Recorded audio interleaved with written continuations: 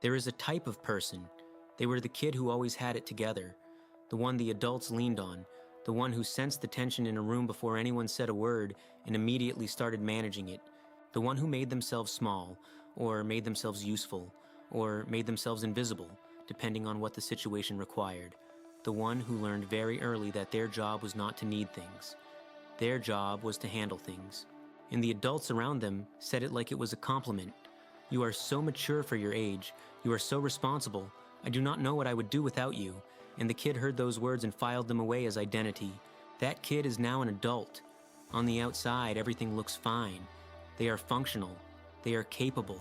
They probably hold things together for other people in their adult life too, because that is the only role they ever learned to play. But inside, quietly, something does not add up. They feel exhausted in a way they cannot explain. They cannot ask for help without a wave of shame or anxiety. They are deeply uncomfortable being cared for. They have been in relationships where they gave everything and could not figure out why they felt so alone. They have achieved things they thought would finally make them feel okay, and did not. And somewhere under all of it, there is a grief they have never been able to name, for something they lost so long ago they are not even sure they had it.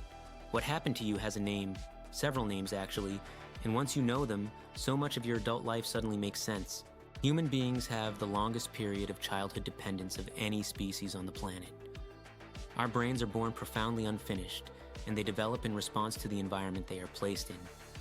This is called neuroplasticity.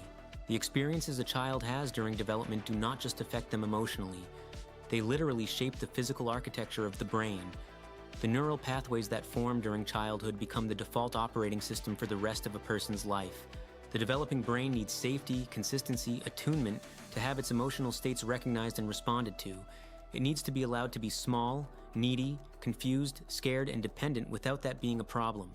The developing brain needs to be protected from adult-level stress, chronic unpredictability, emotional instability in the home, parents who need the child to regulate them, conflict that the child feels responsible for managing. When those needs are consistently not met, the brain adapts, and it adapts brilliantly. Survival is its primary directive, and it is very good at survival, but the adaptations have consequences, and those consequences do not disappear when you leave childhood behind. They come with you. The first adaptation is hypervigilance. When a child grows up in an environment where the emotional state of the people around them is unpredictable, the child's nervous system learns to constantly scan the environment for threat signals. What is the energy in the room right now? What is mom's facial expression? What does dad's tone of voice mean today? The child becomes exquisitely attuned to the emotional states of others. They notice micro-expressions that other people completely miss.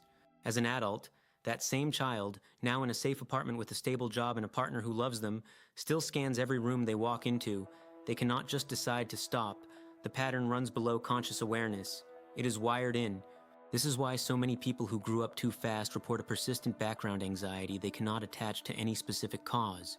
Everything is fine, nothing is wrong, and yet their body will not settle. The second adaptation is parentification. This occurs when a child takes on the emotional or practical role of a parent, becoming the emotional support for an unstable parent, the household manager, the peacekeeper who absorbs tension before it explodes. The reason adults call this maturity is because from the outside, it looks exactly like maturity. But what is actually happening inside that child's developing brain is very different. The competence is not coming from a place of security. It is coming from a place of necessity and fear. This child never gets to practice being cared for, never gets to be the one who needs things and has those needs met, never learns in the body that being small and vulnerable is safe. And because those pathways do not form properly in childhood, they are incredibly difficult to access in adulthood. Adults who were parentified children are often completely capable of giving care endlessly, but are profoundly uncomfortable receiving it. Being cared for triggers something like panic. Receiving a compliment feels awkward. Asking for help feels shameful. They call it being self-sufficient, and it is, in a way. But underneath the self-sufficiency is a child who learned that their needs were not welcome, and that child is still running the show. If you are watching this and feeling that particular kind of recognition that is half relief and half grief, I want you to know that is exactly the right response. Subscribe to this channel right now because we are going to keep going this deep. The third adaptation is the fawn response. Fawning is the pattern of appeasing the source of the threat. Making yourself agreeable, making yourself useful, anticipating what the other person needs, and giving it to them before they can become upset. In a child living with an unpredictable or volatile adult, fawning is an extraordinarily effective survival strategy. If I can keep them calm, I am safe. If I make myself into whatever is needed right now, nothing bad happens. The child learns that their own authentic self, their actual feelings, desires, and needs, is a liability. Expressing it creates risk. Suppressing it creates safety. As an adult, this becomes people-pleasing. But that term is almost too soft for what is actually happening. People-pleasing is not a preference for harmony. It is a trauma response. It shows up as the inability to say no even when you are exhausted. Automatic agreement with whatever the person seems to believe. Constant monitoring of other people's emotional states and adjusting yourself accordingly. People who run the fawn response often have very little sense of who they actually are beneath the adaptations. When someone asks, "What do you want?" genuinely, for yourself, the question can feel almost unanswerable. Studies using brain imaging on adults with histories of childhood adversity show measurable differences in the structure and function of key brain regions. The amygdala tends to be hyperreactive, triggering alarm responses to stimuli a nervous system without this history would process as neutral. The prefrontal cortex has a harder time doing its job because the alarm system is so loudly and persistently active. This is why it is not as simple as deciding to be different. These are neurological patterns laid down during a critical period of brain development. But here is what I want you to hear clearly. These patterns can change. The brain retains its plasticity throughout life, not as easily as in childhood, not as quickly as we would like, but genuinely, measurably, these pathways can be rewired. And there is grief here, real grief, not for something that happened, for something that did not happen, for the childhood where you got to be small and safe and held, for the version of you that got to be needy and difficult and real and loved anyway. You were not mature for your age. You were adapting to an environment that should have been safer. You were not strong. You were resourceful under conditions that should never have been placed on a child.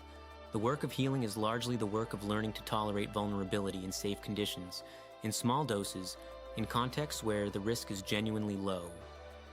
Each of these small practices is literally building new neural pathways. Your hypervigilance and your attunement and your competence are not things you need to destroy. They are remarkable capacities.